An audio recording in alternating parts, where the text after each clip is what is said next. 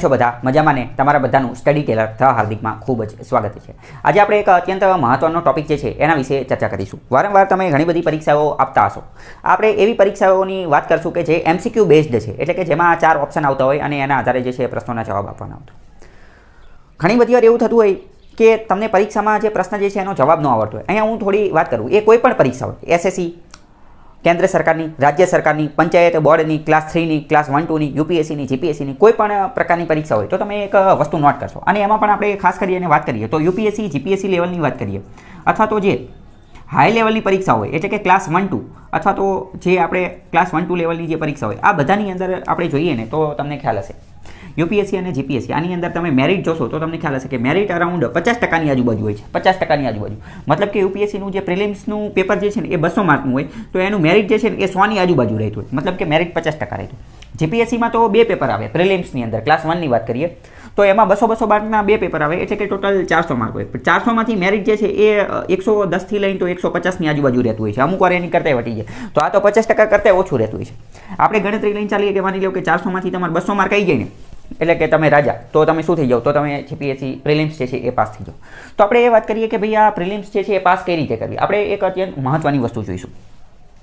આ બધી જે અઘરા લેવલની પરીક્ષા આવે GPSC, UPSC અને ક્લાસ 1 2 લેવલની, તો એ બધાની અંદર તમે જોયું હોય તો તમને એક વસ્તુ જાણી અને નવાઈ લાગશે કે આ બધી પરીક્ષાની અંદર માત્ર 10થી લઈ 20 અથવા તો મેક્સિમમ 25%, માત્ર 25% ક્વેશ્ચન જ એવા હશે, 25% ક્વેશ્ચન જ એવા હશે કે જે તમને પરફેક્ટ આવડતા હશે। ભલે ગમે એવો ટોપર હોય, ગમે એટલું વાંચેલું હોય, ગમે એ વ્યક્તિ હોય, પણ GPSC અને UPSC કે જેમાં અઘરા લેવલના પ્રશ્ન પૂછાતા હોય તો એમાં મેક્સિમમ 25% પ્રશ્નો એવા હશે કે જે તમને પરફેક્ટ આવડતા હોય, બાકીના 75% એવા હોય કે જે તમને પરફેક્ટ ન આવડતા હોય। કોઈ કેવું કહે કે હું ન માનું તો એ આપણે થોડું સાબિત કરીએ ને જોઈએ કઈ રીતે। કારણ કે સમજો UPSCનું પેપર હશે તો એમાં 100 પ્રશ્ન પૂછાશે, તો 100માંથી ખાલી વધુમાં વધુ 25 પ્રશ્ન એવા હશે જે તમને પરફેક્ટ આવડતા હશે। પરફેક્ટ ઇન ધ સેન્સ અહીંયા આપણે સમજીએ, કારણ કે તમને ખ્યાલ હશે GPSC UPSC લેવલની પરીક્ષા જે છે એમાં સ્ટેટમેન્ટવાળા ક્વેશ્ચન જે છે એ વારંવાર પૂછાતા હોય। હવે સ્ટેટમેન્ટવાળા ક્વેશ્ચનની આપણે થોડું ઉદાહરણ લઈએ। માની લો કે 1 2 3 4 4 સ્ટેટમેન્ટ આપેલા છે। 4 સ્ટેટમેન્ટમાંથી તમને 2 સ્ટેટમેન્ટ જે છે એ ખબર છે કે ભાઈ 2 સાચા છે અને ત્રીજા ચોથા વિશે તમને કંઈ ખબર જ નથી, સાચું છે કે ખોટું છે એ ખબર નથી, પણ આ 2 સ્ટેટમેન્ટના આધારે તમે option A B C D એટલું બધું એલિમિનેટ થતું નથી।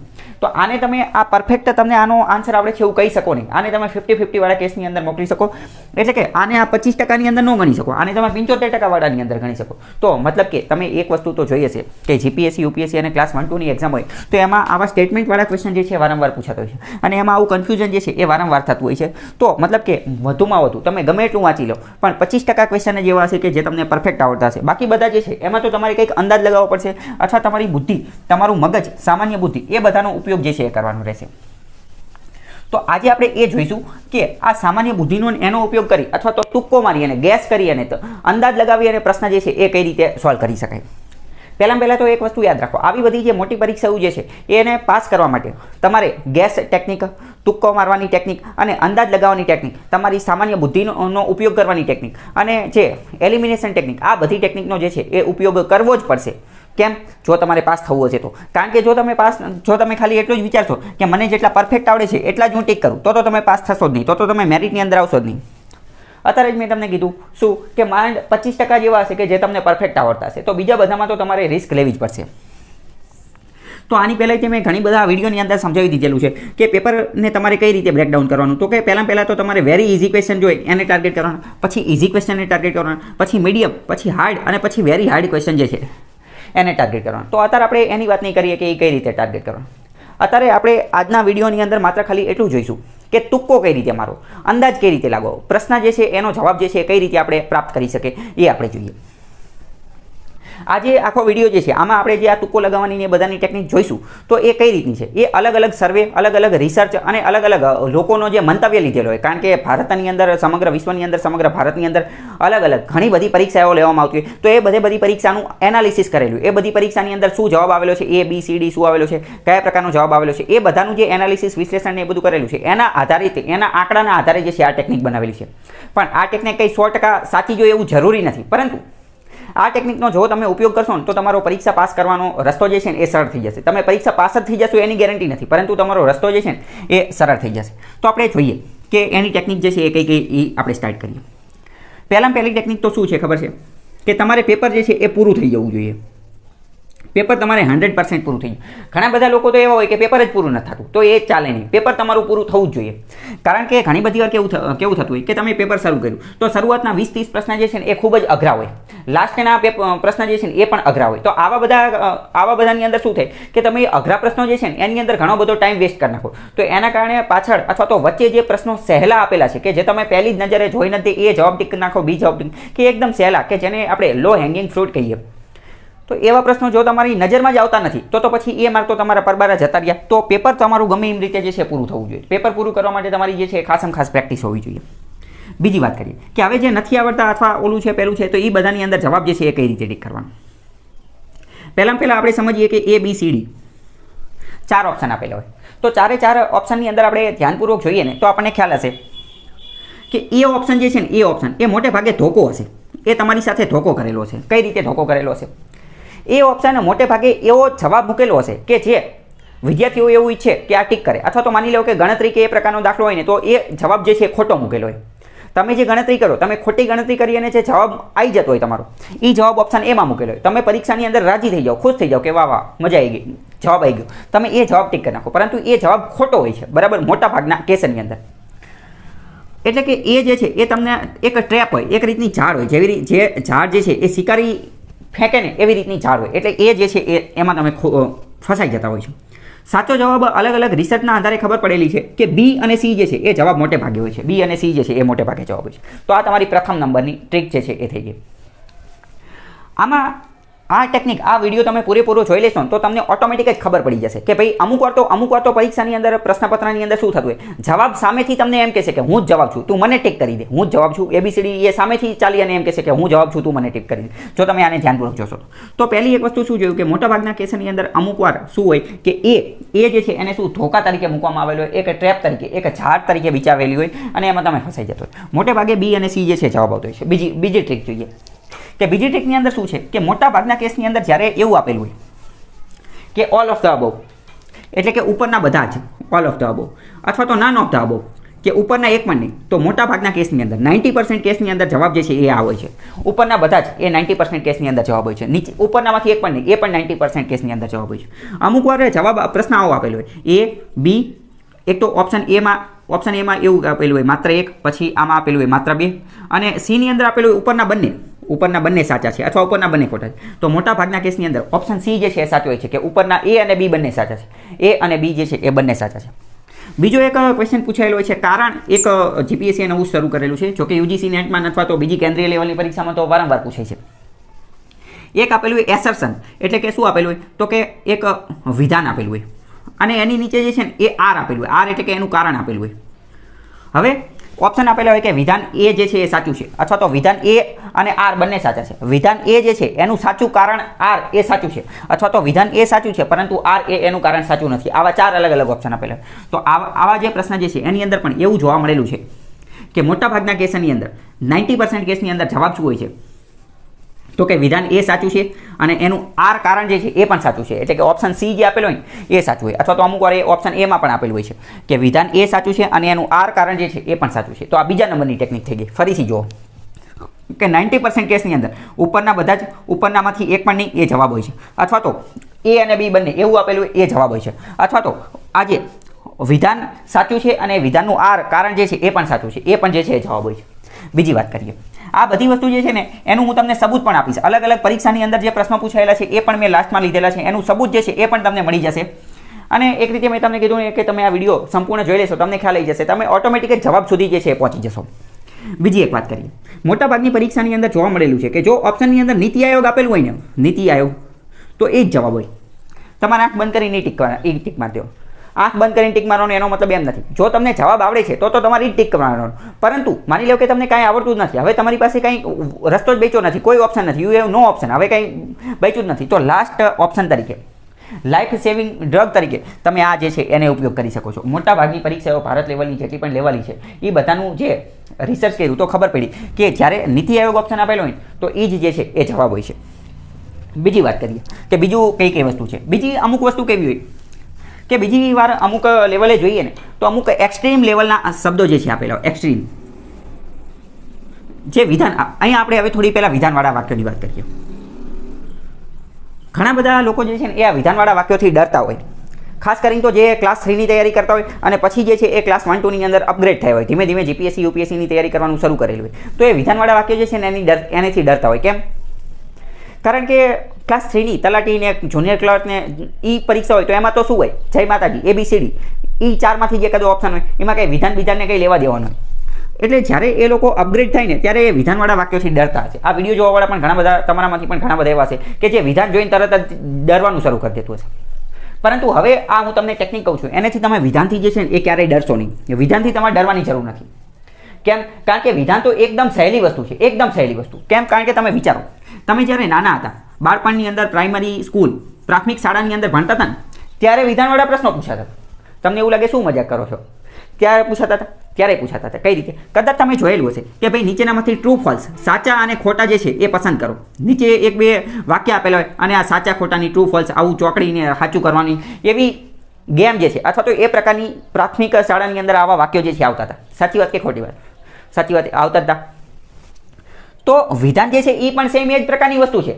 તમે વિચારો કે વિધાન પણ એવી જ વસ્તુ નથી કે વિધાન 4 વિધાન આપેલા છે, તમારે નક્કી કરવાનું કયું સાચું છે કયું ખોટું છે. તમે પહેલું વિધાન વાંચ્યું, સાચું તો સાચું મારો, બીજું ખોટું તો ખોટું મારો, સાચું ખોટું જે આવતું હોય એ રીતે તમારે એ કરવાનું છે. બીજું આમાં કંઈ કરવાનું છે નહીં. તો મતલબ કે ફરીથી હું કહું તો વિધાન જે છે એનેથી તમારે ડરવાની જરૂર નથી. વિધાનને તમારે કોની સાથે સરખાવવાના છે? બાળપણની અંદર, પ્રાથમિક શાળાની અંદર તમે ભણતા હતા જે ટ્રુ ફોલ્સ, સાચા ખોટા જે આવતા હતા એની સાથે તમારે સરખાવવાના છે. હવે બીજી મેઇન વસ્તુ અહીંયા જે છે આ વિડીયોની અત્યંત મહત્વની વસ્તુ છે, ખાસ કરીને જીપીએસસી યુપીએસસી માટે જે છે એ અત્યંત મહત્વની વસ્તુ. પ્રશ્ન જે છે ને એને તમારે વેરી કોન્સન્ટ્રેશન, ખૂબ જ ધ્યાનપૂર્વક જે છે એ વાંચવાનું છે, ખૂબ જ ધ્યાનપૂર્વક. ઘણી બધી વાર જે છે ને એ પ્રશ્નની અંદર જ એનો જવાબ જે છે એ છુપાયેલો હોય છે. બીજું, ધ્યાનપૂર્વક વાંચવાનું. ધ્યાનપૂર્વક વાંચવાની ટેકનિક જે છે એની અંદર તમારે ખાસ વસ્તુ શું ધ્યાન રાખવાની? ઘણી બધી વાર એવું પૂછેલું હોય કે નીચેનામાંથી કયું વિધાન ખોટું છે, એટલે કે કયું રોંગ છે અથવા તો કયું ઇનકરેક્ટ છે. કદાચ તમે જીપીએસસીનું પેપર જોયેલું હશે તો ઇંગ્લિશમાં તો જે છે ને એ રોંગ અથવા ઇનકરેક્ટ હશે ને તો એ આવી રીતે બોલ્ડની અંદર અને કેપિટલની અંદર જ લખેલું હશે. કેમ? કારણ કે એમને તમને કહે છે કે ભાઈ ખોટું છે, એને તમે ધ્યાને આપો. ગુજરાતીમાં લખેલું હશે તો એને પણ બોલ્ડની અંદર અને થોડુંક ઇટાલિકની અંદર જે છે એ લખેલું હશે. તો ઘણી બધી વાર તો ભાઈ શું થતું હોય કે તમે ઉતાવળમાં હો અને આ ખોટું તમે વાંચો જ નહીં અને ડાયરેક્ટ સાચું ટીક કરીને આવી જાઓ, તો આવા તો તમારા પરબારા માર્ક જતા રહેતો હોય. તમે ખુદ પણ અનુભવેલું હશે કે જ્યારે આન્સર કી આવી ગયો હોય તમે ચેક કરતા હોય તો આવા તમારા 2-3 માર્ક તો આવા પરબારા જ જતા રહે હોય કે જે તમારી એક રીતે નેગ્લિજન્સ, એટલે કે તમારી જે નેગ્લિજન્સને શું કહેવાય ગુજરાતીમાં, કે તમારી એક રીતે ગેર જવાબદારી કે એ સમજી લેજો તમે, કે એના આધારે તમારા આવા જે છે 1-2 માર્ક જતા રહેતો.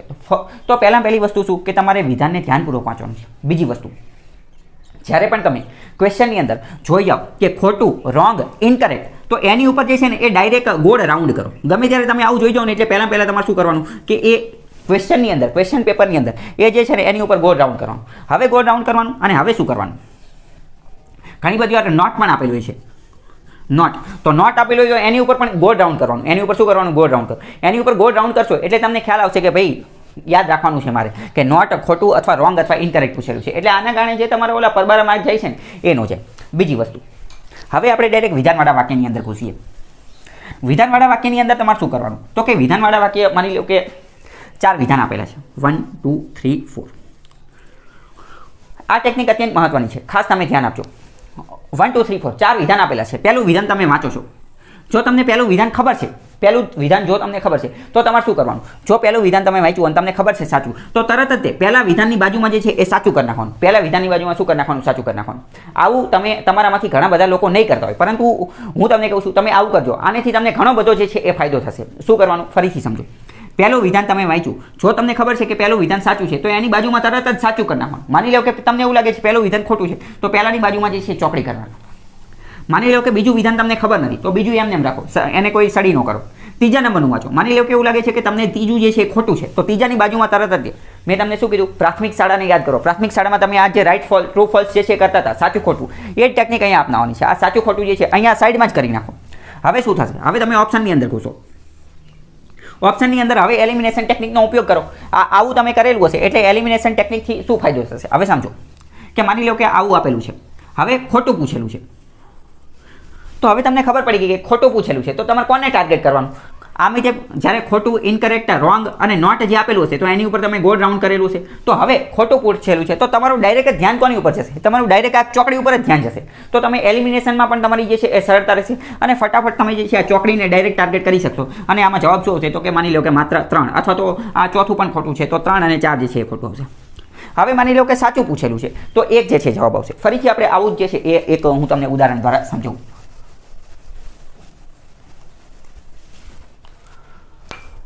માની લો કે 4 વિધાન આપેલા છે 1 2 3 4. પહેલું વિધાન માની લો કે તમે વાંચ્યું, તમને ખબર પડી કે સાચું છે. બીજું વિધાન તમે વાંચ્યું, તમને ખબર પડી કે ખોટું છે. ત્રીજું વિધાન તમે વાંચ્યું, તમને ખબર પડી કે ખોટું છે. અને ચોથું વિધાન તમે વાંચ્યું કે સાચું છે. આવું કરવાથી ફાયદો શું થશે? આવું કરવાથી ફાયદો પહેલો એ થશે. હવે જો માની લો કે પ્રશ્ન એવો પૂછેલો છે કે નીચેનામાંથી કયું વિધાન સાચું છે, તો જવાબ શું બનશે? જવાબ બનશે માત્ર 1 અને 4. અને એવું પૂછેલું છે કે નીચેનામાંથી કયું સાચું નથી, નીચેનામાંથી કયું સાચું નથી, તો જવાબ શું બનશે? જવાબ બનશે 2 અને 3. તમને એવું લાગે એ તો અમને ખબર છે એમાં શું ફેર પડે, પણ એનાથી ઘણો બધો ફેર પડે. કદાચ તમને ખુદને જ ખબર હશે કે તમે જ્યારે નેગ્લિજન્સની અંદર આવું જે ઉતાવળ કરેલી હશે અને ખોટો ઓપ્શન ટિક કરેલો હશે ત્યારે જે છે આ પ્રકારની વસ્તુ થશે. હવે સમજો ફરીથી, જ્યારે પૂછેલું હશે કે ખોટું તો તમે ખોટા ઉપર અંડરલાઇન કરેલી હશે, ગો ડાઉન કરેલું છે અને તરત તમે 2 3 જે છે એ ટાર્ગેટ કરશો. તો આ અત્યંત મહત્વની ટેકનિક છે. આનો તમે જો ઉપયોગ કરશો ને તો તમારા 2 3 માર્ક તો આરામથી આનેથી જ બચી જશે. આ જ વસ્તુ જે છે એ જ તમારા 2 3 માર્ક જે છે એ બચાવી દેશે. આગળ હું તમને ગેરંટી સાથે જે છે એ આપણે જ્યારે હું તમને અલગ અલગ પરીક્ષામાં જે પ્રશ્નો પૂછાયેલા છે એ બતાવીશ ત્યારે પણ તમને ખ્યાલ આવશે કે આ ટેકનિક કઈ રીતે વર્ક કરે છે. હવે બીજી મેઇન વસ્તુ, જ્યારે આ જે સ્ટેટમેન્ટવાળા વાક્યો હોય ને, સ્ટેટમેન્ટવાળા વાક્ય, તો એમાં તમારે અમુક વસ્તુ ખાસ ધ્યાન રાખવાની. અમુક વાક્ય જે છે ને એ અતિશયોક્તિવાળા આપેલા હશે, અતિશયોક્તિવાળા. અમુક વાક્ય જે છે ને એ ઓનલીવાળા હશે. ઓનલીવાળા એટલે કે આને આપણે એક્સ્ટ્રીમ લેવલના વાક્યો હોય ને એ જ કહીએ. હવે સમજો, ગમે ત્યારે ઓનલીવાળું વાક્ય હોય ને તો મોટાભાગના ચાન્સ છે કે એ ખોટું હોય, મોટાભાગના ચાન્સ છે કે એ ખોટું હોય. પરંતુ તમારે એવું બ્લેન્કેટ એવી રીતે એવું વિચારીને ચાલો, પણ તમારે શું વિચારવાનું? ગમે ત્યારે ઓનલીવાળું વાક્ય હોય ને એટલે તમારે તમારા મગજ જે છે, મગજના દરવાજા ખોલી નાખવાના. તમારે મગજ શું કરી નાખવાનું? સતર્ક કરી નાખવાનું કે ભાઈ હવે તમારે આ વાક્યને ધ્યાનપૂર્વક વાંચવાનું છે અને એને અલગ અલગ બાબતની અંદર ઇમેજિન કરવાનું. પરંતુ મોટે ભાગે તો ઓનલીવાળું કેવું હોય છે?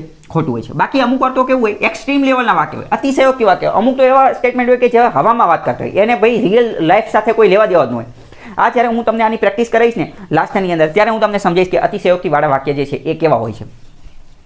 પછી આ એક્સ્ટ્રીમ અને ઓનલી વર્ડ આવે ત્યારે તમારે શું કરવાનું? તો ત્યારે તમારે સતર્ક થઈ જવાનું. પછી જ્યારે નેગેટિવ વાક્ય હોય, જ્યારે નકારાત્મક વાક્ય હોય ને ત્યારે પણ તમારે સતર્ક થઈ જવાનું. જેમ કે અમુક વાક્ય હોય કે આ જગ્યાએ આ વસ્તુ જે છે જોવા મળતી નથી, ત્યારે પણ તમારે જે શું થઈ જવાનું? એલર્ટ થઈ જવાનું અને એ વાક્યને થોડી વાર માટે વિચારવાનું.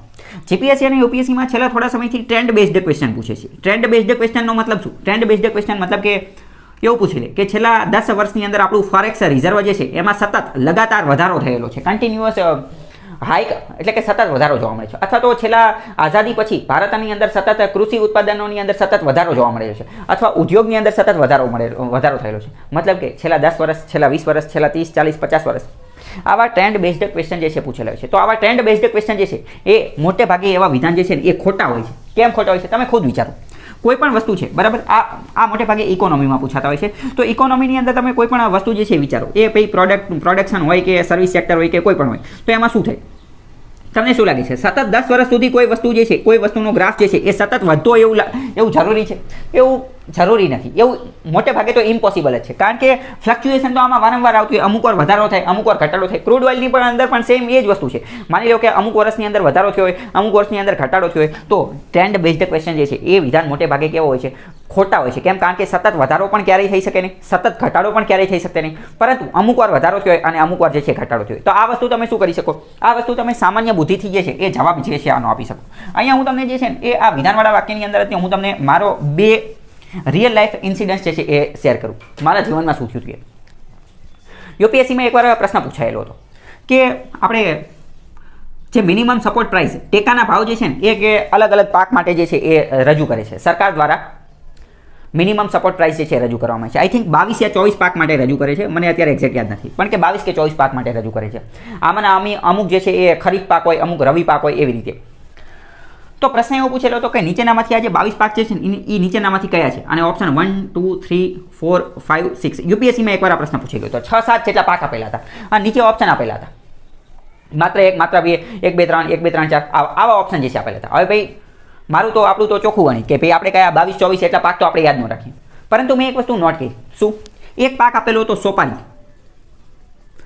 મેં નક્કી કર્યું, મેં વિચાર્યું કે ભાઈ સરકાર એટલી તો ગાંડી નથી થઈ ગઈ કે સોપારી જે છે ને એની માટે એમએસપી જાહેર કરે. કેમ? કારણ કે સોપારી એટલી કોઈ ખતરનાક વસ્તુ નથી, કોઈ રિવોલ્યુશન કે ક્રાંતિકારી વસ્તુ નથી. સોપારીથી શું થાય? તો સોપારીનો માવા ખાવા માટે, પાન ખાવા માટે એ બધા માટે ઉપયોગ કરે. તો એનાથી તો અમુકનું લોકોનું જે હ્યુમન કેપિટલ ને એ બધું આમાં નુકસાન થવાનું છે. બીમારીમાં કેન્સર ને એ બધા ઓલો મુકેશ જે છે એ મરી ગયો. અમુક તો કેન્સર દરેક પિક્ચરની અંદર પહેલા એને બતાવી દે છે કે મરી ગયો. તો મેં કીધું સોપારી તો જવાબ આવશે નહીં. મેં જેવું સોપારીને એલિમિનેટ કર્યું ને તરત હું ડાયરેક્ટ જે છે એ જવાબ સુધી પહોંચી ગયો. ડાયરેક્ટ જ મને એકેય પાક નથી ખબર, પણ સોપારીને એલિમિનેટ કરતા તાત્કાલિક જે છે એ જવાબ સુધી પહોંચી ગયો. બીજી એક વાત, એકવાર જીપીએસસી એસટીઆઈની અંદર એક વિધાનવાળું વાક્ય જે છે એ પૂછાયેલું હતું. 3 કે 4 વિધાન આપેલા હતા. આઈ એમ નોટ શ્યોર એક્ઝેક્ટલી, પણ 3-4 જેટલા વિધાન આપેલા હતા. ક્વેશ્ચન કોની ઉપર હતો એ હું તમને કહું. થોડા સમય પહેલાં તમને ખ્યાલ હોય તો ગુજરાત સરકાર દ્વારા એવો કાનૂન બનાવવામાં આવેલો હતો કે ગુજરાતની અંદર હવે છે ને એ 24 કલાક દુકાન ખુલ્લી રહી શકશે. અમુક દુકાન જે છે ને એ 24 કલાક ખુલ્લી રહી શકશે. તો એવો એની બાબતે વિધાન આપેલા હતા 3. તો એમાં એક વિધાન એવું હતું કે હવે આ જે નવો કાનૂન આવ્યો ને એના અંતર્ગત 24 કલાક વિધાન જે દુકાન ખુલ્લી રહી શકશે તો એમાં મહિલાઓ જે છે ને મહિલાઓને 24 કલાક કામ કરવા માટેની પરવાનગી આપવામાં આવે છે. મહિલાઓને 24 કલાક કામ કરવા માટેની પરવાનગી આપવામાં આવે છે. મેં વિચાર્યું ક્યારે એવું બની શકે કે મહિલાઓને 24 કલાક કામ કરવાની પરવાનગી આપવામાં આવે? હવે આપણે થોડું વિચારીએ તો પણ આપણને ખબર પડે. હવે માની લો કે આવું કરી નાખ્યું કે સતત 24 કલાક કામ કરવા માટેની પરવાનગી આપી દે તો મહિલાઓનું શોષણ થઈ જશે. તો કોઈ પણ જે મોટો અમીર વ્યક્તિ જે છે અથવા તો વેપારી છે અથવા તો જે પ્રોડ્યુસર છે, જે મેન્યુફેક્ચરર છે, એ શું કરશે? એ તો આને ભાઈ ખાવા પીવાની રિસેસ ન્યાય આપશે જ નહીં, કોઈ રજા જ નહીં આપે. 24 કલાક લગાતાર જે છે એ કામ ધંધો જ કરે કરશે. તો મતલબ કે આવું વિધાન તો હોઈ શકે નહીં. એટલે મેં વિચાર્યું કે ભાઈ આવું તો ક્યાંય આવું પ્રોવિઝન હોય જ ન શકે, આવી જોગવાઈ હોય જ ન શકે. આમાં કંઈ વાંચવાનું કે એવું કંઈ કરવાની જરૂર નથી. તો મેં એ વિધાન જે છે એને એલિમિનેટ કર્યું. તરત જ હું જે છે જવાબ સુધી પહોંચી ગયો. મતલબ કે અહીંયા અત્યંત મહત્વની વસ્તુ શું છે? આ શું વસ્તુ છે કે આમાં તમે માત્ર અને માત્ર સામાન્ય બુદ્ધિનો ઉપયોગ કર્યો અને એના દ્વારા તમે જે છે એ જવાબ સુધી પહોંચ્યા.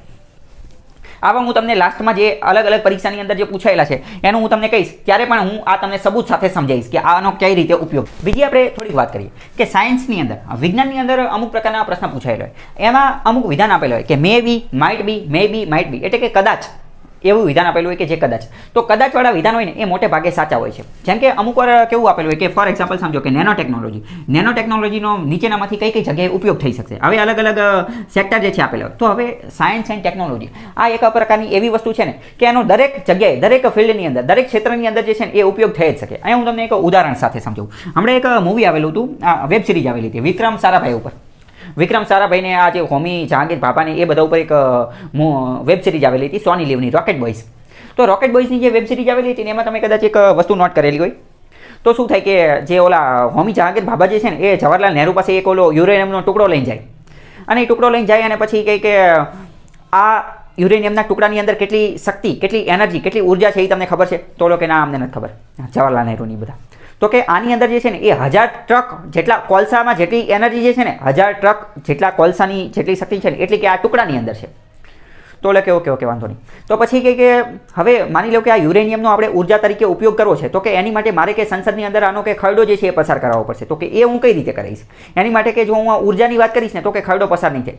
તો પછી હોમી જહાંગીર ભાભા એમ કહે છે તો એક કામ કરો કે એનર્જી, ઉર્જાની વાત છોડો, કે એનર્જીનું તમે છોડો, તો તમે એમ કહી દો કે ન્યુક્લિયર વેપન બનાવવા માટે, અણુશસ્ત્ર બનાવવા માટેનો મુદ્દો, અને અણુશસ્ત્ર કોની સાથે સંબંધિત છે? નેશનલ સિક્યુરિટી માટે. કેમ? કારણ કે જો આપણી પાસે હથિયાર આવી ગયા, ન્યુક્લિયર હથિયાર આવી ગયા, પરમાણુ હથિયાર, તો આપણી જે રાષ્ટ્રીય સુરક્ષા જે છે મજબૂત બની જશે. તો કે એક કામ કરો, તમે એનર્જીનું કહેવા જ નહીં, તમે એમ કહો કે ભાઈ આપણા રાષ્ટ્રીય સુરક્ષા માટે, રાષ્ટ્રીય સુરક્ષા આપણી પાસે બે ખતરનાક દુશ્મન છે, એનાથી બચવા માટે, રાષ્ટ્રીય સુરક્ષા માટે, રાષ્ટ્રને જે છે એ પરમાણુ સંપન્ન બનાવવા માટે જે છે એ આપણે યુરેનિયમનો ન્યુક્લિયર રેડિયેશનવાળા જે યુરેનિયમ ને એ બધા જે છે એનો આપણે ઉપયોગ જે છે એ શરૂ કરવાનો છે. તમે કે આ મુદ્દો ઉઠાવો. મતલબ કે અહીંયા તમે એક વસ્તુ સમજો કે સાયન્સની અંદર, સાયન્સ અને ટેકનોલોજી એ એક પ્રકારની એવી વસ્તુ છે કે જેનો ઘણી બધી જગ્યાએ જે છે ઉપયોગ થઈ શકે. ટેકનોલોજી જે છે એનો ઘણી બધી જગ્યાએ ઉપયોગ થઈ શકે.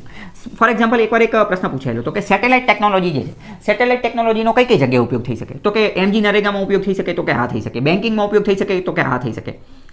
કમ્યુનિકેશનની અંદર ઉપયોગ થઈ શકે? તો કે હા થઈ શકે. હવે વિચારો કઈ રીતે હું તમને થોડું અહીંયા સમજાવું. પ્રશ્ન થાય કે ભાઈ એમજી નરેગામાં સેટેલાઇટનો કઈ રીતે ઉપયોગ થાય? તો તમને ખ્યાલ હશે કે એમજી નરેગાની અંદર ગામડાની અંદર અનસ્કિલ વર્ક આપવામાં આવે છે. એમાં ગામડાના લોકોને એવું કહે કે ભાઈ અહીંયા ગાર્ડન બનાવી દો, અહીંયા ખાડો ખોદ નાખો, અહીંયા જે છે રોડ બનાવી નાખો, અહીંયા ટ્યુબલાઇટ ને એ બધું બનાવી નાખો. તો એમાં સેટેલાઇટ કઈ રીતે મદદ થઈ? તો સેટેલાઇટની મદદથી જોઈ લેવાય કે ભાઈ જે ગામની અંદર કામ આપેલું છે શું એ કામ કમ્પ્લીટ થયું છે, 100% કમ્પ્લીટ થયું છે કે નહીં. તો એ રીતે સેટેલાઇટનો અહીંયા ઉપયોગ થઈ ગયો. કમ્યુનિકેશનમાં કઈ રીતે થઈ તો ખબર છે. બેન્કિંગની અંદર રીતે ટ્રાન્ઝેક્શનમાં એ બધામાં મતલબ કે અહીંયા ઇન શોર્ટ એટલું હું કહેવા માગું છું કે ટેકનોલોજી સાયન્સ એ બહુ વિશાળ પરસ્પેક્ટ છે. એ એક જ ફિલ્ડની અંદર એ સીમિત હોય એવું જરૂરી નથી. એ અલગ અલગ ઘણા બધા ફિલ્ડની અંદર એનો જે છે ઉપયોગ થતો હોય તો એવું આપેલું હોય કે મે બી અથવા માઇટ બી આ ફિલ્ડની અંદર પણ એનો ઉપયોગ થઈ જાય તો મતલબ કે જવાબ સાચો હોય. ઇનફેક્ટ ઇન શોર્ટ એટલું કહેવા માગું છું કે સાયન્સની અંદર મોટે ભાગે જવાબ જે છે એ ઓલ ઓફ ધ અબોવ હોય છે, ઓલ ઓફ ધ અબોવ. પરંતુ પછી એ દર વખતે લાગુ ન પણ પડે. મેં તમને કીધું પહેલાં જ મેં તમને કહી દીધું. બીજી વાત કરીએ, બીજી ટ્રીક શું છે? બીજી ટ્રીક એવું કહે છે કે જ્યારે 4 ઓપ્શન આપેલા હોય ને, 4 ઓપ્શનમાં માની લો કે તમને કાંઈ ખબર નથી પડતી, તો મોટા ભાગના કેસની અંદર 95% કેસની અંદર, આમાં તો 95% કેસની અંદર જે સૌથી લાંબુ વિધાન હશે ને અથવા જે સૌથી લાંબો ઓપ્શન હશે ને એ જ જવાબ હશે. અને આ તમને સૌથી વધુ ક્યાં કામ કરે છે? જે તલાટી લેવલની પરીક્ષા છે, ક્લાસ 3 લેવલની પરીક્ષા છે ને એમાં સૌથી લાંબુ હશે ને એ ટીક કરીને આવતા રહેજો, તમારો મોટા ભાગે જે છે એ જવાબ હશે.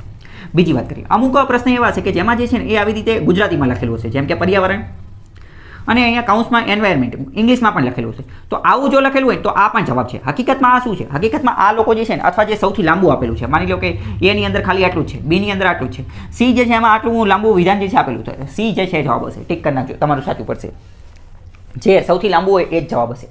આની પાછળનું લોજિક શું છે એ તમે વિચારો. કારણ કે આ જે ટાઈપ કરવાવાળો વ્યક્તિ હશે અથવા તો આ જે પ્રશ્ન બનાવવાવાળો વ્યક્તિ હશે એ શું પાગલ હશે? એને શું મહેનત કરવાનો શોખ થતો હશે કે આ 2-3 ઓપ્શન નાના નાના લખે અને ત્રીજો જે છે એ વિશાળ ખતરનાક લેવલનું 2 લાઇનના ઓપ્શન જે છે લખે? એની પાસે કંઈ એટલો કંઈ ટાઈમ તો હોય નહીં, એટલો ફાલતુ તો બેઠો ન હોય. એટલે હકીકતમાં આ જે લાંબુ લખેલું હોય, આ જે સાઈડમાં ઇંગ્લિશમાં નહીં લખેલું હોય, એ હકીકતમાં આપણને હિન્ટ આપતા હોય છે. એ આપણને એવું કહેતા હોય છે કે હું જવાબ છું, તું મને જ ટીક કરી લે.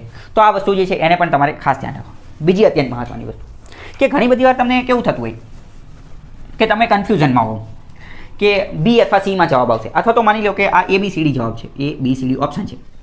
તમે પહેલી જ નજરે ઓપ્શન વાંચો, પહેલી જ નજરે પ્રશ્ન વાંચો અને તમને એવું લાગે છે કે જવાબ બી આવશે.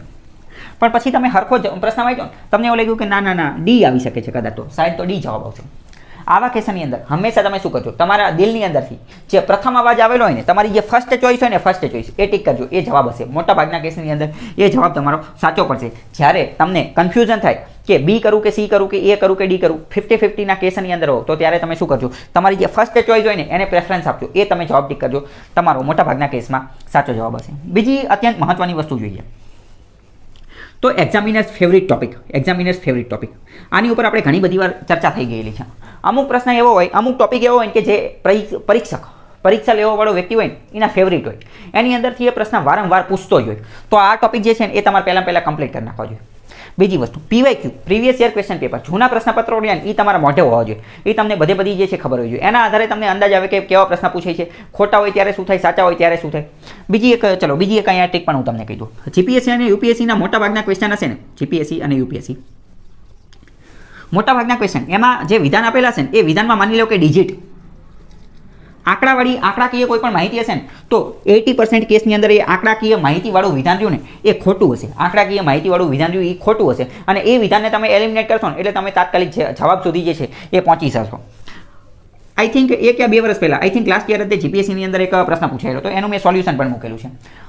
પ્રશ્ન શું હતો કે જાગીરદાર બાબતનો પ્રશ્ન હતો. અકબરે જે આ જાગીરદારી વ્યવસ્થા જે શરૂ કરેલી હતી ને એને, તો જાગીરદારી વ્યવસ્થાની અંદર એક વસ્તુ એમ કીધેલી હતી કે કોઈ એકાદ એવો વ્યક્તિ હતો, મને નામ એક્ઝેક્ટ યાદ નથી, મરાઠાનો હતો અથવા તો માનસિંહ કે એવો કંઈક હતો, કે એને 50,000ની જાગીર જે છે મળેલી હતી. એવું આપેલું હતું વિધાનની અંદર કે એને 50,000ની જાગીર મળેલી હતી. આંકડો આખા 4 સ્ટેટમેન્ટની અંદર એક જ આંકડો આપેલો હતો 50,000 અને ખોટો હતો. કેમ? કારણ કે જે જાગીરદારી વ્યવસ્થા હતી ને એમાં મેક્સિમમ જાગીર કંઈક 5,000 કે એમ કંઈક જ આપવામાં આવતી હતી. તો મતલબ કે GPSC અને UPSCના તમે જૂના પ્રશ્ન જોશો તો આંકડા જે કોઈ પણ જગ્યાએ આવો જે આંકડો આપેલો હોય તો મોટા ભાગના કેસની અંદર એ કેવો હોય છે, એ ખોટો હોય છે.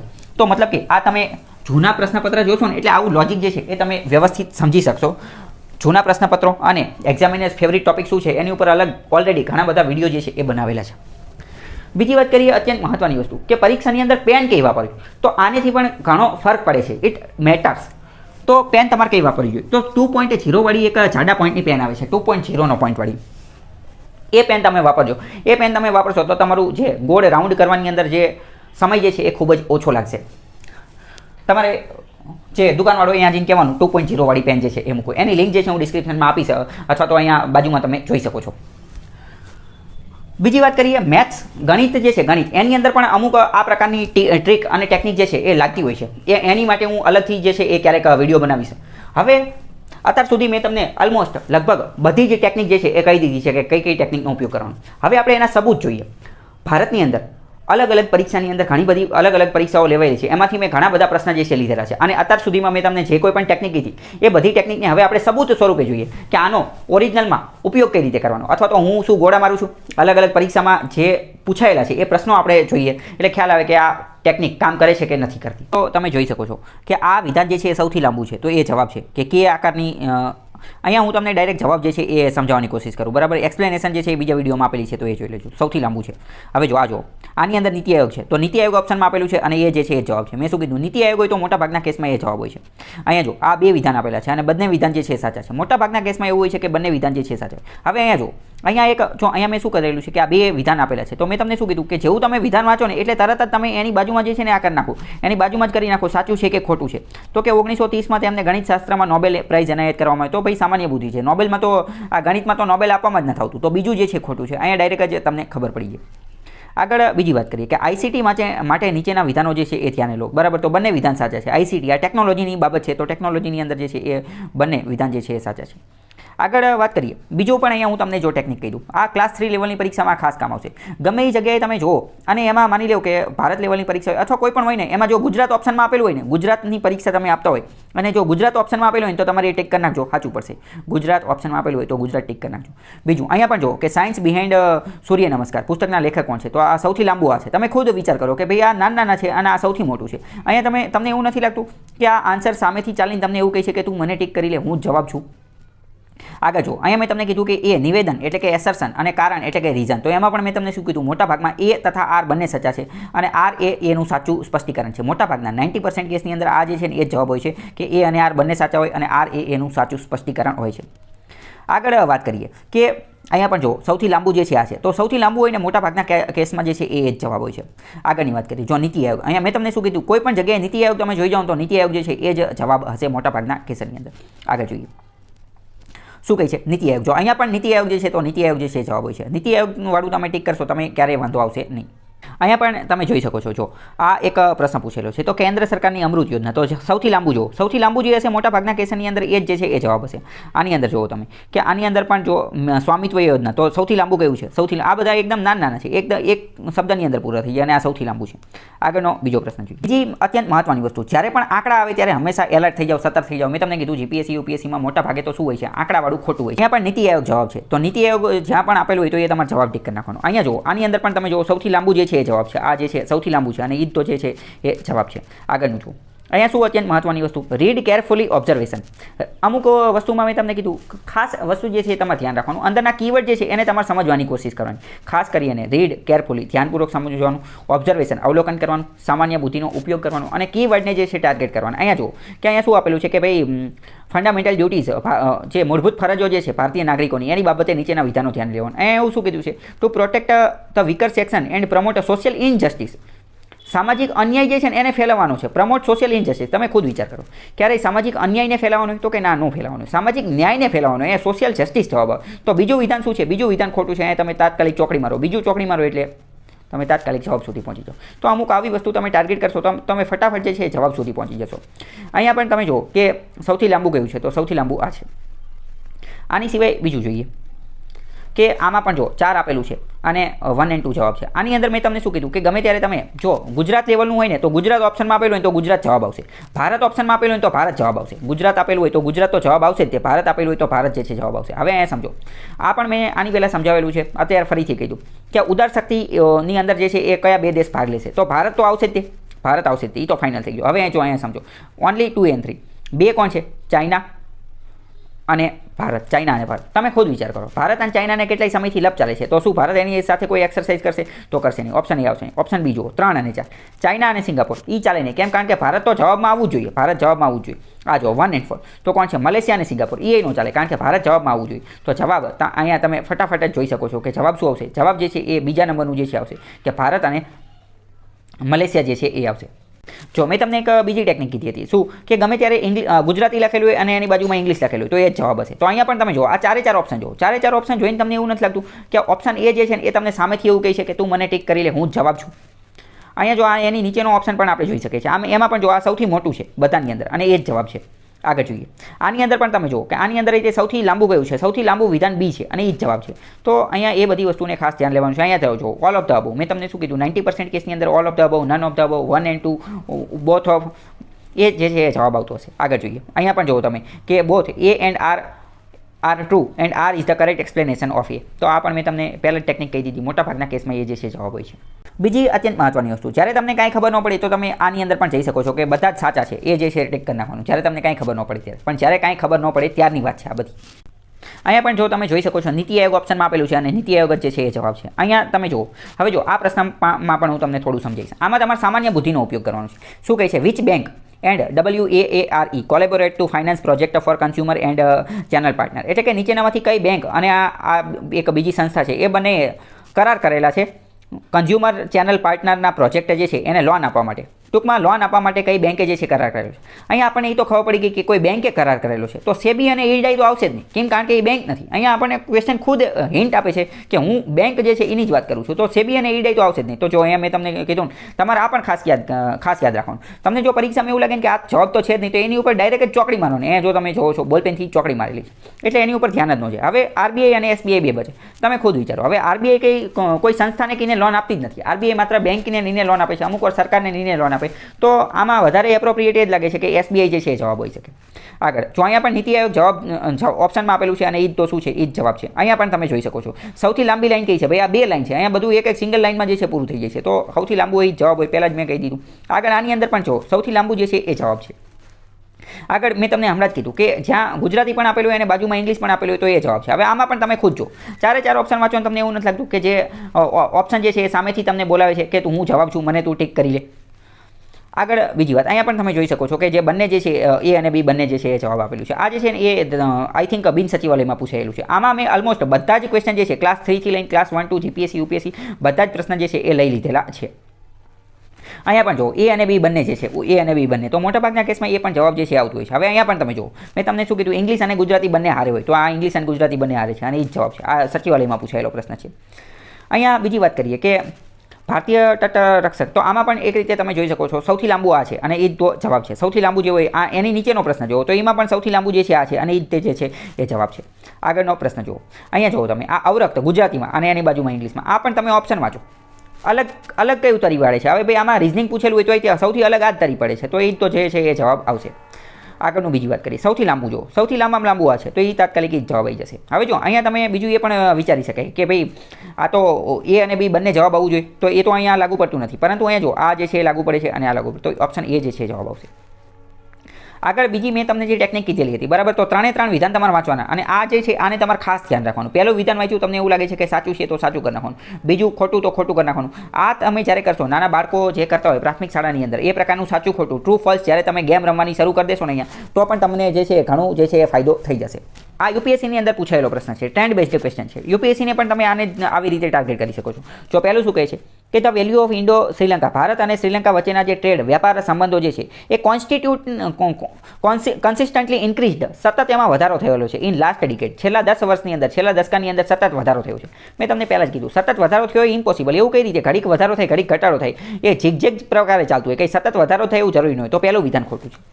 પછી ત્રીજા નંબરનું વિધાન જો કે છેલ્લા 5 વર્ષની અંદર નેપાળ જે છે એ સાઉથ એશિયાની અંદર ભારતનો જે છે એ સૌથી મોટો લાર્જેસ્ટ ટ્રેડિંગ પાર્ટનર છે, લાર્જેસ્ટ ટ્રેડિંગ પાર્ટનર. તો એ કઈ રીતે સતત 5 વર્ષ સુધી આપણો લાર્જેસ્ટ ટ્રેડિંગ પાર્ટનર હોય એવું કઈ રીતે બની શકે? 5 વર્ષની અંદર લગાતાર થોડો હોઈ શકે, 5 વર્ષની અંદર ફરતા રહેતા હોય, તો ત્રીજું પણ ખોટું પડી જાય, માત્ર બીજું જે છે એ સાચું પડશે. તો આ ટ્રેન્ડ બેઝડ ક્વેશ્ચનને આવી રીતે તમારે ક્રેક કરવા. આ પણ યુપીએસસીમાં જ પૂછાયેલો પ્રશ્ન છે. આમાં પ્રશ્ન શું પૂછેલો છે કે કિસાન ક્રેડિટ કાર્ડ સ્કીમ જે છે આમાં શોર્ટ ટર્મ ક્રેડિટ સપોર્ટ આપવામાં આવે છે ખેડૂતોને, તો એનો હેતુ જે છે શું છે? આમાં જો આમાં તમે કીવર્ડના માધ્યમથી કોમન સેન્સ, સામાન્ય બુદ્ધિના માધ્યમથી જે છે એ પ્રશ્ન સોલ્વ કરી શકો. કઈ રીતે? ફરીથી મેં તમને જે ટેકનિક કીધી હતી ને એને યાદ રાખો. તમારે શું કરવાનું, પ્રશ્ન તમે જ્યારે વાંચો ને ત્યારે કોન્સન્ટ્રેશન, એકાગ્રતા રાખવાની, અંદર જે કીવર્ડ આપેલા છે એ કીવર્ડને ધ્યાને લેવાનું અને એ કીવર્ડ જે છે ને એને બ્રેકડાઉન કરવાનું. અહીંયા શું કીધેલું છે કે કિસાન ક્રેડિટ કાર્ડનો ઉપયોગ કરવાનો છે, કિસાન ક્રેડિટ કાર્ડનો, ક્રેડિટ કાર્ડ અને શોર્ટ ટર્મ ક્રેડિટ ટૂંકા ગાળા માટે નીચેનામાંથી કયા હેતુ માટે ઉપયોગ કરી શકે? તો કે working capital for maintenance of farm asset, purchase of combine harvester, tractor અને mini truck, consumption requirement for farm house hold, post harvest expenses અને construction of family house and setting up of village and storage facility. હવે તમે ખુદ વિચારો, ભાઈ ફેમિલીનું ઘર બનાવવાનું છે, તો ફેમિલીનું ઘર બનાવવા માટે કંઈ ક્રેડિટ કાર્ડથી ઘર બની જાય? તમે ખુદ વિચારો કે ક્રેડિટ કાર્ડ તમે કદાચ વાપરેલું હશે તો તમને ખ્યાલ હશે કે ક્રેડિટ કાર્ડની લિમિટ 30,000 40,000 વધુમાં વધુ લાખની, 1.5 લાખની, 2 લાખની, 5 લાખની લિમિટ હોય. કંઈ ક્રેડિટ કાર્ડથી ઘર બની જાય? તમે એટલું તો વિચારો. અથવા છોડો, માની લો કે તમે ક્રેડિટ કાર્ડ કોઈ દી વાપર્યું જ નથી, તમને ખબર જ નથી ક્રેડિટ કાર્ડ શું છે, તો અહીંયા વિચારો શોર્ટ ટર્મ ક્રેડિટ સપોર્ટ. તો શું આ જે ઘર બનાવવા માટેની જે લોન હોય એ ટૂંકા ગાળામાં પતે? હવે ઘરની લોન, હોમ લોન જે છે એ 5-5, 10-10 વર્ષ સુધી ચાલતી હોય, તો શું ટૂંકા ગાળાની લોનની અંદર ક્યારેય ઘર બની શકે? તો કે ઘર જે છે બની ન શકે. પાંચમું એલિમિનેટ. પાંચમું જવાબમાં ક્યારેય નહીં આવે. અહીંયા જો ચોકડી મારેલી છે, અહીં તમે જુઓ પાંચમું જે છે ચોકડી મારેલી છે, પાંચમું એલિમિનેટ કરો, તાત્કાલિક તમે જવાબ સુધી જે છે પહોંચી શકો છો. આ માત્ર અને માત્ર સામાન્ય બુદ્ધિથી આપણે જે છે આ પ્રશ્ન જે છે સોલ્વ કરી નાખ્યો. યુપીએસસીમાં પ્રશ્ન પૂછાઈ ગયેલો છે. આગળ એક બીજો પ્રશ્ન જોઈએ. જો આમાં પણ શું પૂછેલું છે કે the percentage share of rural area in the workforce steadily increased, કે ગ્રામ્ય વિસ્તારની અંદર જે વર્કફોર્સ જે છે એમની ટકાવારીમાં સ્ટેડીલી સતત વધારો થયેલો છે. મેં પહેલાં જ કીધું કે સતત વધારો, સતત ઘટાડો એ બધા ખોટા જોઈએ, એ વિધાન મોટે ભાગે ખોટા જોઈએ. આના આધારે તમે આ પ્રશ્નની અંદર પહોંચી શકો. આ પણ યુપીએસસી 2020ની અંદર પ્રશ્ન પૂછાયેલો છે.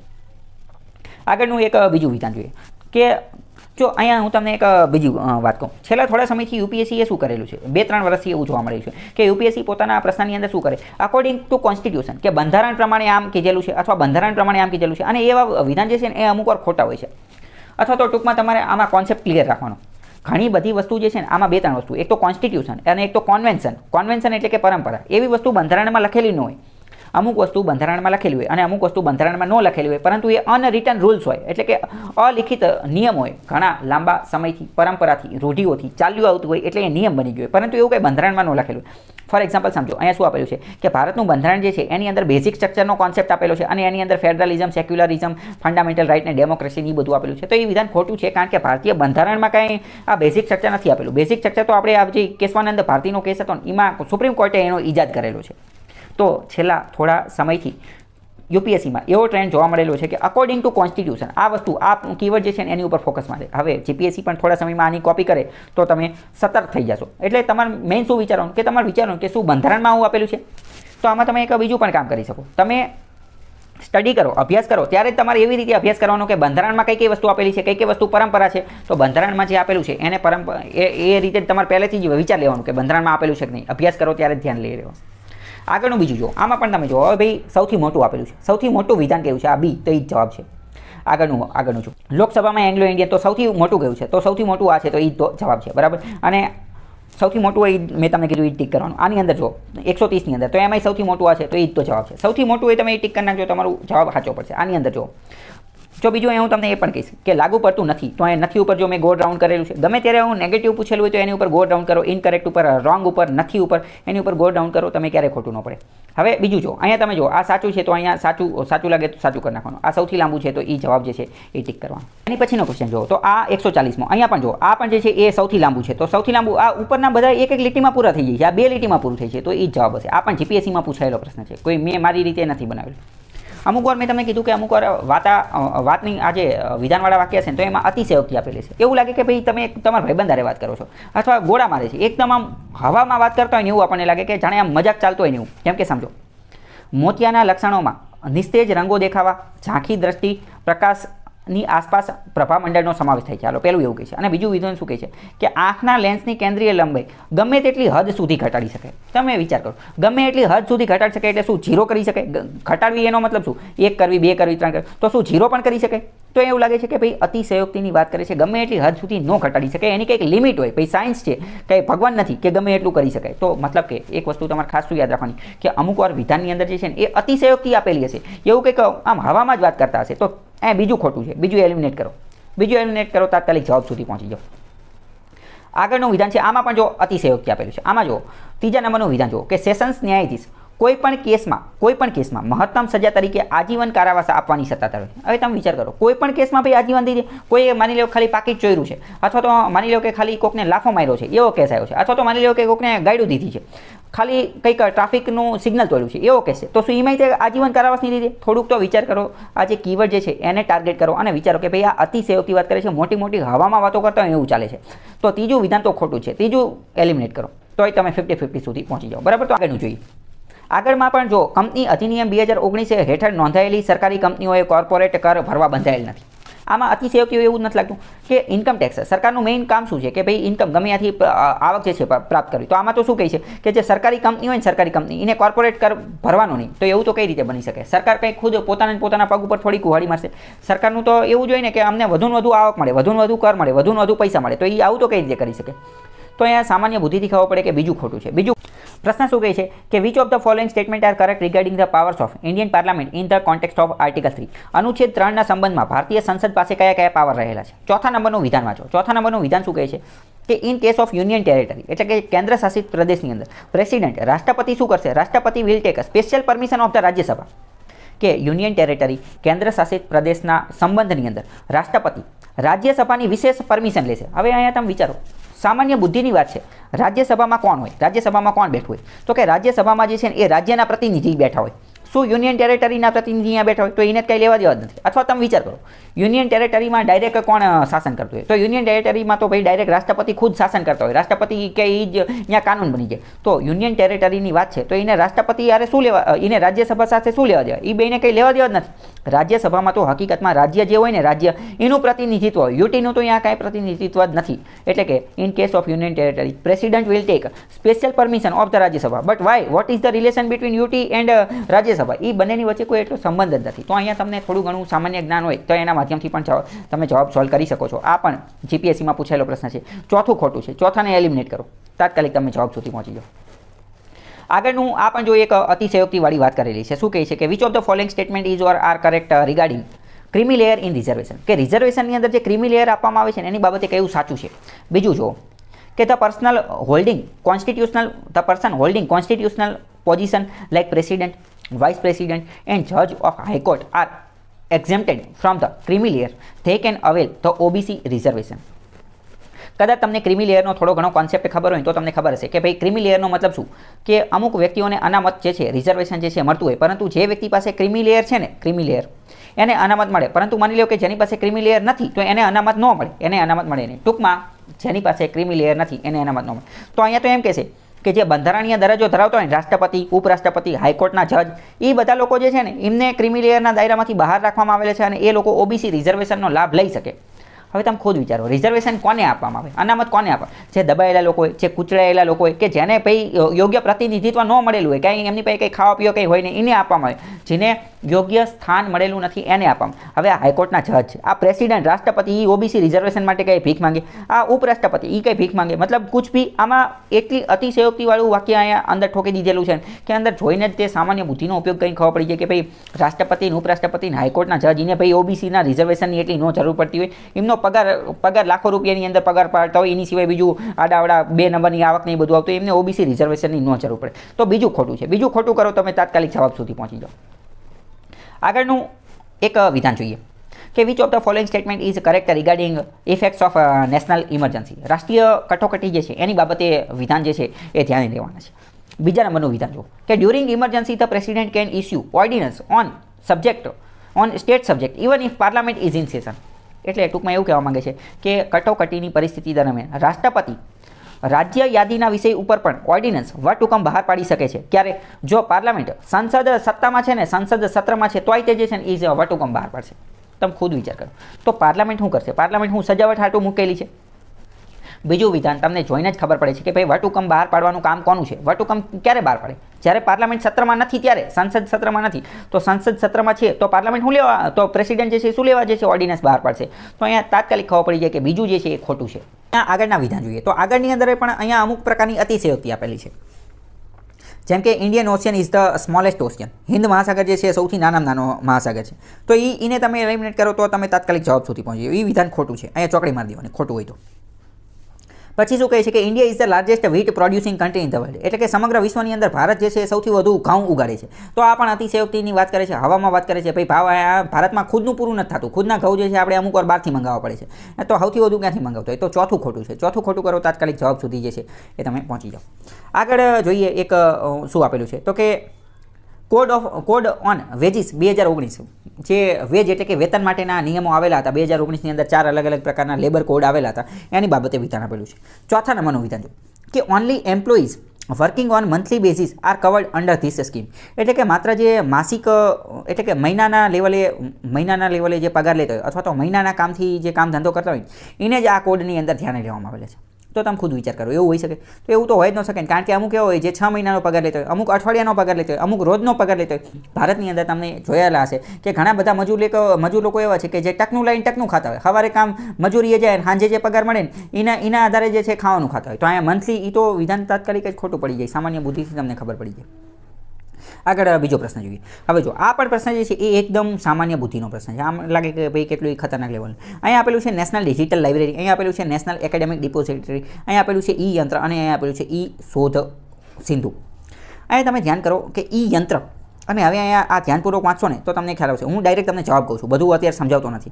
અહીંયા એક વસ્તુ આપેલી છે robotics to incorporate robotics in engineering education. યંત્રનો સંબંધ કોની હારે છે તમે ખુદ વિચારીને કહો. માની લો કે આમાંનું તમને કાંઈ જ ખબર નથી, ખાલી એટલી ખબર હોય કે યંત્રનો સંબંધ રોબોટ સાથે છે, એન્જિનિયરિંગ સાથે છે, તો તમને તાત્કાલિક એટલી તો ખબર પડે ને કે ત્રીજું જે છે ને એમાં બી આવશે. ત્રીજામાં બી ગોતો, ત્રીજાની અંદર બી ખાલી આ એકની અંદર જ. તાત્કાલિક તમે જવાબ સુધી જે છે એ પહોંચી જશો. આગળનો આ પણ એક પ્રશ્ન જે છે એ પૂછાઈ રહેલો છે. હવે જો અહીંયા બીજું પણ હું તમને એક વાત કહેવા માંગીશ.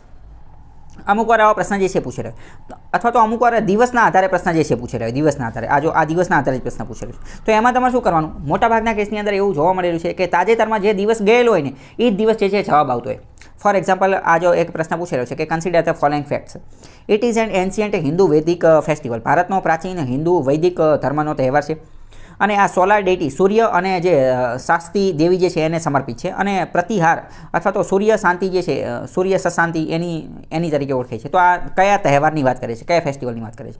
તો આવા કેસની અંદર શું કરવાનું? જે નજીકના ભવિષ્યમાં જે તહેવાર ગયેલો હોય, નજીકના ભૂતકાળની અંદર જ જવાબ હોય. તો આનો જવાબ છઠ પૂજા આવે. હવે છઠ પૂજા હજી હમણાં જ ગયેલો છે, બરાબર? તો તમને કાંઈ ખબર ન પડે, અથવા તો અમુક તહેવાર આપેલો હોય તો એ નજીકમાં જ ગયેલો હોય, તમને એવું લાગે કે 2-3 દિવસ પહેલાં, અઠવાડિયા 15 દિવસ પહેલાં આ તહેવાર ગયો તો આ જવાબ આવી શકે. તો તમારે એ ટીક કરી નાખવાનું. અથવા અમુક દિવસ પૂછેલો હોય અને એ દિવસની અંદર એ તમને ખબર ન હોય અને એ નજીકનો દિવસ આપેલો હોય. ઓપ્શનની અંદર માની લો કે ફોર એક્ઝામ્પલ સમજો કે 1 ડિસેમ્બરે તમારું પેપર છે અને 1 ડિસેમ્બરની આજુબાજુનો કોઈ ઓપ્શન આપેલો હોય તો તમારે ટીક કરી નાખવાનું. પછી એવું નહીં કહેવાનું કે બધા 1 ડિસેમ્બરની આજુબાજુમાં જતા, તો પછી એવામાં કંઈ થઈ ન શકે. આપણે કે બધાની કંઈ ટ્રીક ન હોય. આગળ બીજી વાત કરીએ. એક પ્રશ્ન શું પૂછેલો છે કે સૂર્ય પર થતા ધડાકા આપણે સાંભળી શકતા નથી, કારણ કે સૂર્ય પર ધડાકા ધીમેથી થાય છે. પૃથ્વી પર વાતાવરણ છે, પૃથ્વી પર ખૂબ જ ઘોંઘાટ હોય છે, પૃથ્વી અને સૂર્ય વચ્ચે શૂન્ય અવકાશ છે. હવે આ પ્રશ્ન એકવાર ટેટમાં પૂછાઈ ગયેલો છે. મેં તમને કીધું, મેં ઓલમોસ્ટ બધી જ એક્ઝામ જે છે એ કવર કરી લીધેલી છે. જ્યારે સાયન્સ રિલેટેડ ક્વેશ્ચન પૂછાય તો તમારે એક બીજી વસ્તુ પણ ધ્યાન લેવાની. કઈ વસ્તુ? કે જે સાયન્ટિફિક રીઝન હોય ને, સાયન્ટિફિક વૈજ્ઞાનિક જે લાગતું હોય ને, વિજ્ઞાનને અનુરૂપ લાગતું હોય ને, એને તમારે ધ્યાન લેવાનું. આમાં તમે થોડુંક ધ્યાન પૂરો કે સૂર્ય પર થતા ધડાકા આપણે સાંભળી શકતા નથી, કારણ કે સૂર્ય પર ધડાકા ધીમેથી થાય છે. ધીમેથી મતલબ કે એનો અવાજ ધીમો છે. તમને શું લાગે આ જવાબ હોઈ શકે? ભાઈ આ કોઈ નાનું બાળક કોઈક વાત કરતું હોય ને, કે કોઈ અભણ વ્યક્તિ વાત કરતો હોય ને, એવું ફીલ થાય છે.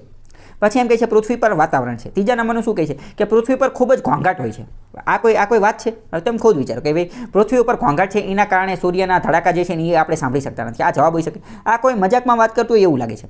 અને ત્રીજા નંબરનું જુઓ કે સૂર્ય અને પૃથ્વી વચ્ચે શૂન્ય અવકાશ છે. તો આ જવાબ આવશે. કેમ? કારણ કે આ થોડુંક વૈજ્ઞાનિક લાગે છે. જે સાયન્ટિફિક રીઝન લાગતું હોય તો એને તમારે ટીક કરવાનું. આ થોડુંક ભાઈ વૈજ્ઞાનિક લાગે છે. આ ભાઈ ધડાકા ધીમેથી થાય છે અને પૃથ્વી ઉપર ખૂબ જ ઘોંઘાટ હોય છે. આ તો કોઈ નાના બાળકો અથવા મજાકમાં જે કોમેડી બનાવતા હોય ને, કોમેડી વિડીયો, એવું લાગે છે કે કોમેડી વિડીયોની રીલ્સ બનાવતા હોય. તો શું તમારે ખાસ ચૂઝ સાયન્ટિફિક રીઝન, વૈજ્ઞાનિક કારણ જે છે એને તમારે ધ્યાન લેવાનું. આગળનું એક એ જ પ્રકારનું વિધાન જોઈએ. જમીનમાં હવા રહેલી છે તે સાબિત કરવા માટે, જમીનમાં હવા રહેલી છે તો એ સાબિત કરવા માટે શું કરવું? તો કે માટીના ઢેફાને, અહીંયા ટેકા નહીં આવે, માટીના ઢેફાને પ્લાસ્ટિકની થેલીમાં હવા ચુસ્ત રીતે બંધ કરી અને તડકામાં મૂકો, એવું કહે છે. બીજું એમ કહે છે માટીનું જે ઢેફું જે છે ને એને ચાળણીથી ચાળો. ચાળણીથી ચાળવાથી હવા સાબિત થઈ જાય. આ કોઈ મજાકની વાત લાગે છે. આગળનું જો, કાચના ગ્લાસમાં પાણી લઈ તેમાં માટીનું ઢેફું નાખો તો શું થાય? એ તો ઓગળી જાય, એને હવાને શું લેવા દો? પછી માટીના ઢેફાને સુતરાઉ કાપડ વડે ચાળો. સુતરાઉ કાપડ વડે ચાળવાથી શું થાય? તો આને કંઈ લેવા દો. જો અહીંયા આપણું બીજું લોજિક પણ પહેલાં તો કામ કરે છે. સૌથી લાંબુ આ છે તો જવાબ આ જ આવશે, સૌથી લાંબુ આવશે. પરંતુ અહીંયા તમે વિચારો કે માટીના ઢેફાને ત્યારે પ્લાસ્ટિકની થેલીમાં હવાચુસ્ત રીતે, તમે વિચાર કરો હવાચુસ્ત શબ્દ ક્યારે વપરાય? હવાચુસ્ત જેને ઇંગ્લિશમાં કહેવાય એર ટાઈટ.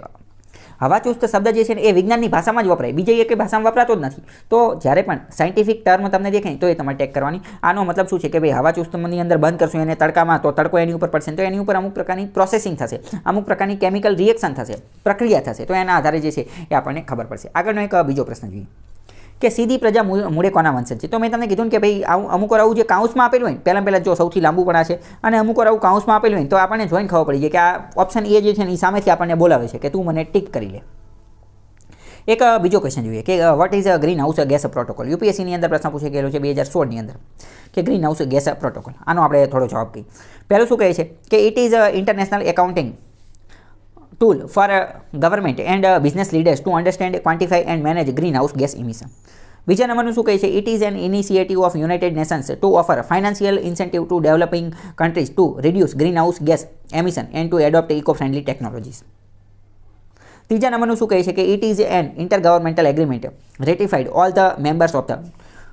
હવે જો અહીં તમે થોડું સમજો, બીજા નંબરનું વિધાન તમે સમજો. બીજા નંબરનું શું કહે છે કે આ ગ્રીન હાઉસ ગેસ પ્રોટોકોલ જે છે ને આ યુનાઇટેડ નેશન્સ દ્વારા શરૂ કરવામાં આવેલી એક પહેલ છે જેના અંતર્ગત ફાઇનાન્શિયલ ઇન્સેન્ટિવ જે ડેવલપિંગ કન્ટ્રીઝ જે છે ને એમને ફાઇનાન્શિયલ ઇન્સેન્ટિવ એટલે કે નાણાકીય પૈસા આપવામાં આવશે. તમે વિચારો શું યુનાઇટેડ નેશન્સ એટલું અમીર છે કે એ ડેવલપિંગ કન્ટ્રીઝને પૈસા આપી શકે? એની પાસે એટલા પૈસા છે પહેલાં? તો અહીંયા જોઈને આપણને ખબર પડે કે આ બીજું જે છે ને હવામાં વાત કરતા હોય એવું લાગે છે. એમની ખુદની પાસે એટલા પૈસા નથી તો એ ક્યાંથી આપે? તો બીજું ખોટું છે. હવે ત્રીજા નંબરનું સમજો કે it is an intergovernmental agreement ratified by all members of the countries United Nations. ત્રીજા નંબરનું એવું કહે છે કે યુનાઇટેડ નેશન્સના જેટલા પણ સભ્યો જે છે ને 193 એ બધાએ જે છે એને રેટિફાઈ કરી નાખ્યું છે, બધાએ એની ઉપર સહી કરી નાખ્યું છે. તો તમે ખુદ વિચારો ભાઈ, તમે ખુદ 5-10 ભાઈબંધ ભેગા થયા હોય અને હોટલમાં શું ખાવાનું મંગાવું એની અંદર તમે 10 જણા જે છે એ સહમત નથી થઈ શકતા. તો અહીંયા તો 200 દેશ છે, 200 દેશ કોઈ એક બાબત ઉપર સહમત થાય એ શું તમને યોગ્ય લાગે છે? તો આ પણ ખોટું છે. એટલે કે મોટા ભાગની અંદર તમને આવું આપેલું હોય કે ઓલ મેમ્બર કન્ટ્રીઝ જે છે એ સહમત થઈ ગયા, ઓલ મેમ્બર કન્ટ્રીઝે રેટિફાઈડ કરી નાખ્યું. તો મોટા ભાગના કેસમાં જે છે ને એ ખોટું હોય છે. ભાઈ બધા આપણે ભાઈ 5-10 જણા ભેગા થાય તો એ એક વાત ઉપર સહમત ન થઈ શકતા. અહીંયા 200 દેશ કોઈ એ આ પર્યાવરણની બાબતની અંદર કઈ રીતે સહમત થઈ શકે? તો બીજું અને ત્રીજું તો અહીંયા ખોટું છે, એ આપણને તાત્કાલિક ખબર પડી. ત્રીજા નંબરનું વિધાન જુઓ કે it is one of the multilateral REDD+ initiative hosted by World Bank. અહીંયા ગ્રીન હાઉસ ગેસ પ્રોટોકોલની વાત કરે છે. તો તમે વિચાર કરો, ગ્રીન હાઉસ ગેસ અને વર્લ્ડ બેંકને કાંઈ લેવા દેવા છે? વર્લ્ડ બેંકનું કામ શું છે? વર્લ્ડ બેંકનો મુખ્ય ધંધો શું છે? વર્લ્ડ બેંકનો ધંધો છે લોન આપવાનો. લોન તો એની માટે આપવાનો, ડેવલપમેન્ટ પ્રોજેક્ટ માટે આપવાનો. ડેવલપમેન્ટ પ્રોજેક્ટ માટે લોન આપશે તો અમુકનું ગ્રીન હાઉસ ગેસ જે છે એ ઉત્પન્ન થશે. તો ગ્રીન હાઉસ ગેસને આ વર્લ્ડ બેંકને તો અહીંયા દૂર સુધી કોઈ સંબંધ લાગુ પડતો નથી. તો અહીંયા આપણે આ ત્રણેયને એલિમિનેટ કરી નાખ્યું, તાત્કાલિક આપણને ખબર પડી ગયો જવાબ એ જ આવવો જોઈએ. કેમ? કારણ કે ભાઈ આ B, C અને D તો જે છે એ આવતા નથી. તો આવી રીતે તમે સરળતાથી જે છે આવી રીતે પણ જવાબ સુધી જે છે એ પહોંચી શકો છો. આ આખી PDF જે છે હું તમને ટેલિગ્રામ ચેનલની અંદર જે છે એ મોકલી દઈશ, એટલે તમે જાતે પણ જે છે એ પ્રેક્ટિસ કરી શકો. ટેલિગ્રામ ચેનલની લિંક જે છે એ ડિસ્ક્રિપ્શનની અંદર આપેલી છે. અને મેઇન વસ્તુ આ બધી તો ટ્રીક છે, આ બધી ટ્રીકના માધ્યમથી તમે કંઈ પરીક્ષા પાસ ન કરી શકો. પરંતુ મેં તમને શું કીધું કે આ બધી ટ્રીકનો ઉપયોગ કરી અને તમારી પરીક્ષા પાસ કરવા માટેની જે જર્ની, તમારો જે રસ્તો જે છે ને એ ઘણો સરળ થઈ જશે. અને બાકી તો ઘણી બધી મેં તમને શું કીધું કે પ્રેક્ટિસ એ મેઇન વસ્તુ છે. MCQ વાળી પરીક્ષાની અંદર તમારે વધુ જે છે એ પ્રેક્ટિસ કરવાની. જેટલી વધુ પ્રેક્ટિસ કરશો ને એટલા તમે જે છે જવાબની વધુ નજીક પહોંચો. મોક ટેસ્ટ આપવાની અથવા અલગ અલગ પરીક્ષાવાળા જેમ કે ઇનસાઇટવાળા જે છે ને એ ભાઈ રોજે ડેલી MCQ મૂકતા જોઈએ છે, 5-5, 10-10 MCQ. એની પ્રેક્ટિસ કરશો તો પણ તમને જે છે એ ઘણો ફાયદો થશે. બીજી અત્યંત મહત્વની વસ્તુ, MCQ વાળી જે પરીક્ષા જે છે ને એ એક રીતે ટ્રીકવાળી પરીક્ષા છે. એકવાર તમને પ્રિલિમ્સ પાસ કરતા આવડી ગયું ને, એકવાર તમને એ ચાવી મળી ગઈ ને, આ એક પ્રકારની ચાવી છે. એકવાર તમને પ્રિલિમ્સ પાસ કરવાની ચાવી મળી ગઈ ને પછી તમારી ક્યારેય પ્રિલિમ્સ જે છે એ અટકશે નહીં. કારણ કે આ એક ટ્રીક છે, એ ચાવી તમને એકવાર મળી ગઈ પછી તમારે ક્યારેય વાંધો આવશે નહીં. અને આવી ચાવી હું દર વખતે જ્યારે પણ પરીક્ષા લેવાય ને તો એ પરીક્ષાનું પેપર સોલ્યુશન મૂકું છું. એ પેપર સોલ્યુશનની અંદર પણ હું વારંવાર આવી ચાવી જે છે એ દેતો હોઉં છું. તો તમે એ પેપર સોલ્યુશન જે છે એ પણ જોઈ શકો છો. અત્યારે પણ ઘણા બધા પેપર સોલ્યુશનના પ્લેલિસ્ટ જે છે એમાં તમે જોઈ શકો છો. અને બીજી કોઈ પણ પરીક્ષા માટે અત્યંત મહત્વની વસ્તુ શું છે? PYQ previous year question paper અને એક્ઝામિનર્સ ફેવરિટ ટોપિક કે એક્ઝામિનરનો અમુક ફેવરિટ ટોપિક હોય. આ બે શું છે એની ઉપર અલગ અલગ ઘણા બધા વિડીયો બનાવેલા છે. એ બધું જોઈ લેજો, તમને ખ્યાલ આવશે. અને બાકી આશા કરું કે આ વિડીયો તમને ફ્રૂટફુલ મદદરૂપ થયો હોય, બીજાને પણ શેર કરી શકો છો સારું લાગે તો.